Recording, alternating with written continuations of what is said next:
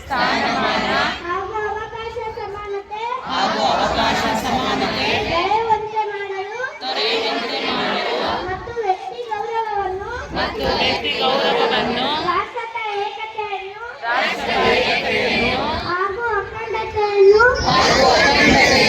ಸುನಿಶ್ಚಿತಗೊಳಿಸಿ ಅವರಲ್ಲಿ ಭಾವನೆಯನ್ನು ವೃದ್ಧಿಗೊಳಿಸಲು ಶ್ರದ್ಧಾಪೂರ್ವಕ ಸಂಕಲ್ಪ ಮಾಡಿದವರಾಗಿ ಈ ದಿವಸ ಈ ಮೂಲಕ ಈ ಸಂವಿಧಾನವನ್ನು ಅಂಗೀಕರಿಸಿ ಅಧಿನಿಯಮಿಸಿ ಅರ್ಪಿಸಿಕೊಂಡಿದ್ದೇವೆ.